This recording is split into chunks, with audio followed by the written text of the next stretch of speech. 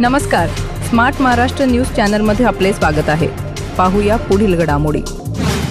अरबी समुद्रात शक्ती चक्रीवादळाची निर्मिती, राज्यावर काय होणार परिणाम, जाणून घ्या हवामान विभागाचा अंदाज। अरबी समुद्रात कमी दाब क्षेत्राची तीव्रता वाढून गुजरात आणि पाकिस्तानच्या किनाऱ्यालगत शक्ती चक्रीवादळाची निर्मिती झाली आहे। शरद पवार यांनी पूरग्रस्त शेतकऱ्यांना तातडीने मदत दिली गेली पाहिजे अशी मागणी पुन्हा एकदा केली आहे। मराठवाड्यातल्या 8 जिल्ह्यांमध्ये आणि सोलापूरमध्ये ओला दुष्काळ सदृश परिस्थिती पावसामुळे निर्माण झाली। हे चित्र अवघ्या महाराष्ट्राने पाहिलं। शेतकऱ्यांची पिकं तर वाहून गेलीच, पण जमीनही खरडून गेली आहे।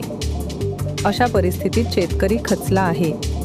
त्याला धीर देऊन उभं करत त्याला तातडीने मदत करण्याची गरज आहे, असं राष्ट्रवादी काँग्रेस शरद पवार पक्षाचे अध्यक्ष शरद पवार यांनी म्हटलं आहे।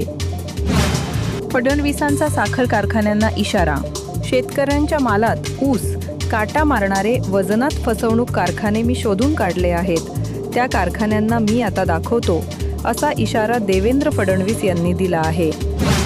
केंद्रीय लोकसेवा आयोगाने UPSC नागरी सेवा पूर्व परीक्षेच्या निकालानंतर लगेच तात्पुरती उत्तर तालिका प्रसिद्ध करण्याचा महत्त्वपूर्ण निर्णय घेतला आहे, ज्यामुळे परीक्षेत अधिक पारदर्शकता येईल आणि उमेदवारांना त्यांच्या उत्तरांवर आक्षेप घेता येतील।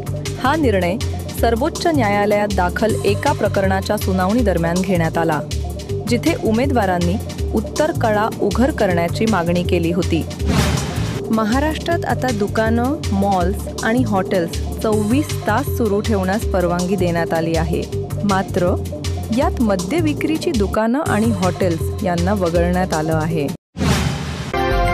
आजच स्मार्ट महाराष्ट्र न्यूज चॅनलला सबस्क्राइब करा।